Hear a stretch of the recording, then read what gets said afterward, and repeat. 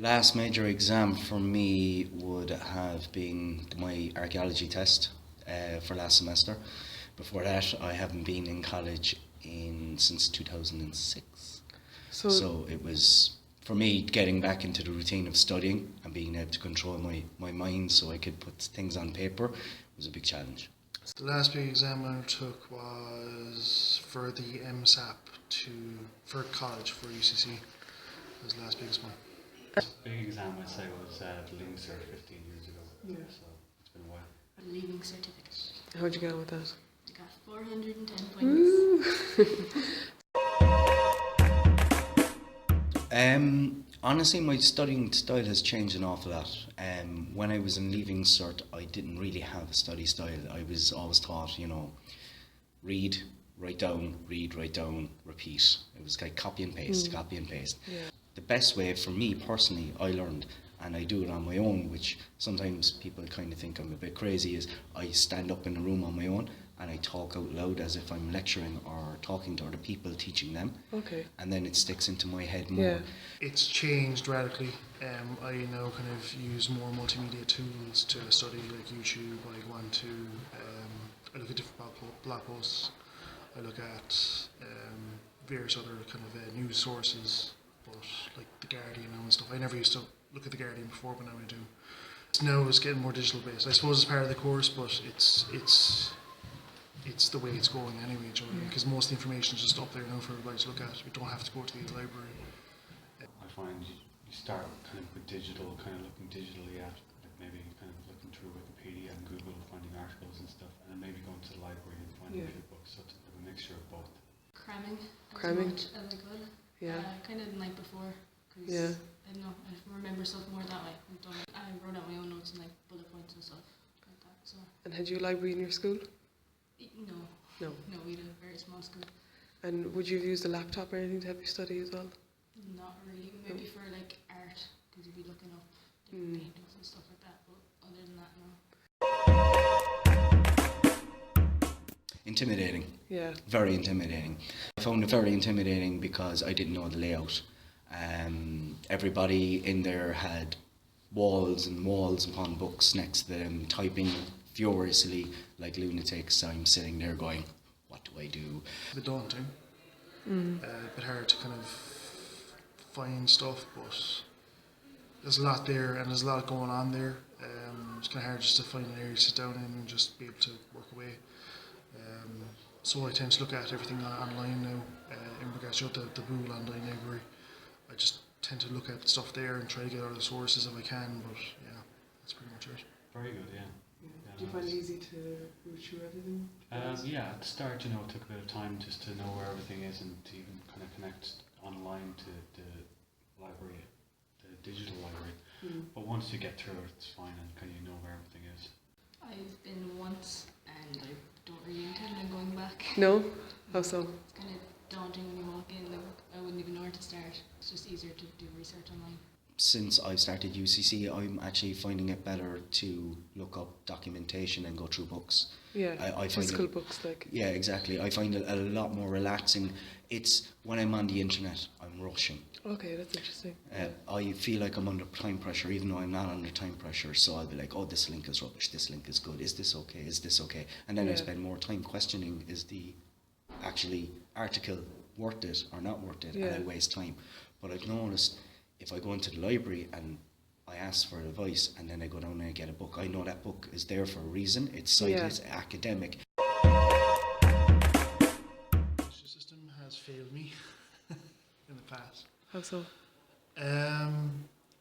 So in school I was very art based and I did very good at my art and stuff, but there was very little to support me in it. I found that even in my career guidance classes they wanted me to become like an engineer or some sort of pipe fitter or a plumber or something like that, like a tradesperson, but not an actual person that I could, like, that was who I was, I think there is a need for it to change this whole education structure. It's just too rigid and too narrow-minded at the moment, I think. Do you think it's fair that a student has to consume so much material from books and reading and not really generally know how to apply it after school? it's not the way to go. You know, just cramming as much information in just for one test that's not going to be used ever again. You know, it's not the way to go. You have to. I think there's a need for using a lot more tools, different kind of tools, and kind of more practical work than just kind of cramming information. Didn't suit me at all. Do you think it learning suited? off paragraphs and pages and essays and just doesn't suit me. I need to understand it and then make it up myself on the day. Do you think it suited many people in your class? Not really. I think people just kind of got on with it. Yeah, There's not really much you can because they do. had to. Yeah, you have to. There's no much else you can do with it. Our system is broken. It's archaic. It's ancient. We need a continuous assessment. We need more. We need to gear our education system around not pushing the students, but wanting the student to feel that their creative side is coming out, to feel like they want to learn. At the moment, from my experience, our education system is basically someone shoving information into your brain even though you may not want it or don't understand it, and you have to. And unfortunately, like my nephew, he's in a class of 40 students, one teacher. He might do 7 subjects in a day, and the teacher goes to the speed of the fastest student. Even though they say they go to the speed of the slowest student, I can see they don't. They don't. Because they have a quota. We all know they have a quota. They have to have a certain amount pass. Yeah. Right? And my nephew got 6% in his maths exam a month before his Christmas test. So we decided to sit down and do maths with him. So I started tutoring him on maths, and I'm rubbish at maths. But what we did was we read through the book, we read through all the examples, so I actually learned a lot more on old school maths that I never knew before. But we had a laugh doing it. There was a lot of jokes and there was a lot of interaction, and I didn't mind him using his fingers to count out or write down the numbers and take his time. I was never rushing him. And within a month, he got 38%. That's a massive improvement. And that's with no help from the teachers? No help from the teachers. Gamification, basically using games to help people educate. Yeah, great. And do you agree with it? Oh, completely. 100%. Absolutely. Before, it was all button bashing games, bash the buttons, beat up the bad guy. Yeah. But I've noticed as well, back to my nephew, he plays games such as Batman Arkham Asylum and Batman Arkham City, and I remember all the parents used to come in and say, "Oh, turn that off, it's rotting your brain." And then I sat down with them all one day, because it's really frustrating, because he feels like he's being targeted all the time. And we all sat down one day and I was like, "Look at this, there's riddles in it." And we're like, "What?" "Oh, you're a detective, so you have to follow clues, you have to solve riddles to get to where you need to go." And we're like, "Oh, I didn't notice that." And then the new game consoles like the Xbox One and the PS4, they were watching it and they were like, "Oh my God, it's like a movie." And I was like, "Yeah, but your actions totally changed the story of the game. So your actions actually affect the outcome of the ending of the game. So critical thinking is a major part of this game." I'm kind of divided about that, to be honest. It's a tough one. Some things can benefit from it, some other things not so much. Like, I think gamification in regards to kind of the college work and stuff, it's beneficial because it kind of makes it more fun, a bit more engaging. You can play with it, and you do learn a lot of stuff from it that way.